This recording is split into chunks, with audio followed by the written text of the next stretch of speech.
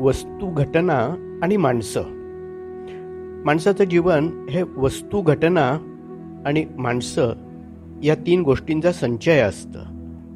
अगदी जन्माला आल्यापासून ते मरेपर्यंत आयुष्यात माणूस वस्तू जमवतच असतो.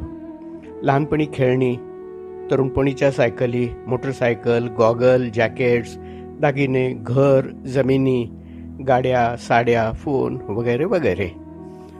आणि म्हातारपणी काठी, व्हीलचेअर, कानटोपी, चष्मे आणि तसंच बरंचसं.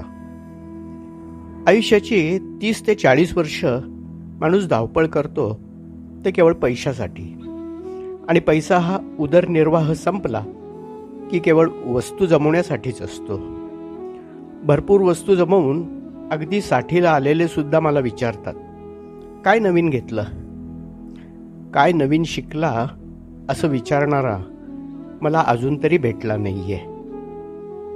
वस्तूंचं प्रेम आपल्याला नकळत किंवा कळत बांधून ठेवतं. हे मरेपर्यंत कळत नाही आणि अखेरीस सरळ इथेच सोडून जायचंय. मग या जमवाजमवीत किती आयुष्य खर्चायचंय हेही कधी उमगत नाही. घटना हा जीवनातला क्षणोक्षणीचा खेळ आहे. दिवसभर काहीतरी घडतच असतं आणि ते घडलं नाही असा एकही दिवस जात नाही. काही घटना मनासारख्या असतात तर काही मनाविरुद्ध असतात. काही घटना आपल्या स्मृतीत कायमच्या राहतात.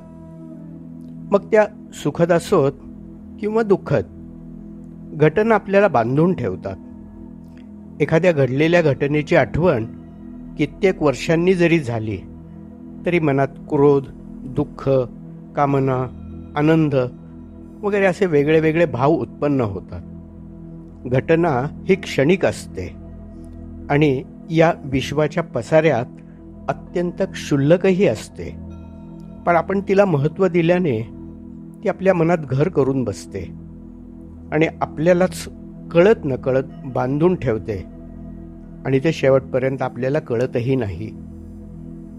Man is by nature a social animal असं ॲरिस्टॉटल नावाच्या ग्रीक विचारवंतानं म्हटलंय.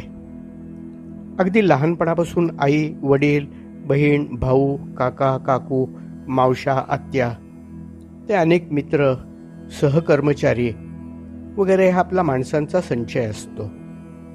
आपलं जीवन घडवण्यास किंवा बिघडवण्यास आपला संघ कार्यरत असतो. कित्येक माणसांच्या प्रेमानं किंवा द्वेषानं आपण बांधले गेलेले असतो. आता लक्षात आलं असेल की जीवन हा वस्तू, घटना आणि माणसांचा पसारा आहे आणि त्याशिवाय जगणं अशक्य आहे. जीवनातलं सुख पण ह्या 3 गोष्टीत आहे आणि दुःखही. म्हणजे एखादी प्रिय व्यक्ती किंवा वस्तू किंवा घटना आपल्या जीवनातून लोप पावली तर आपल्याला दुःख होतं. अप्रिय वस्तू किंवा व्यक्ती किंवा घटनेने तर दुःखच होतं. म्हणजे वस्तू, घटना किंवा माणूस प्रिय असो वा अप्रिय आपल्या दुःखाचंच कारणीभूत आहे. यालाच बंधन म्हणतात. वस्तू, घटना आणि माणूसमय जीवन जगायचं पण सुखदुःखातून मुक्तपणे जगायचं ही एक साधन आहे, एक कला आहे. त्यासाठीच तर अध्यात्माची आवश्यकता असते. भगवे कपडे घालून संसारातून पळून जाण्यासाठी नव्हे. भगवान श्रीकृष्ण म्हणतात, योगा हा कर्मसु कौशलम. कौशल्यानं काम करणं आणि काम करून मुक्त राहणं म्हणजेच योग. लेखन मिलिंद दत्तवाडकर. अभिवाचन अनिल खडके. Mobile number 9822004242.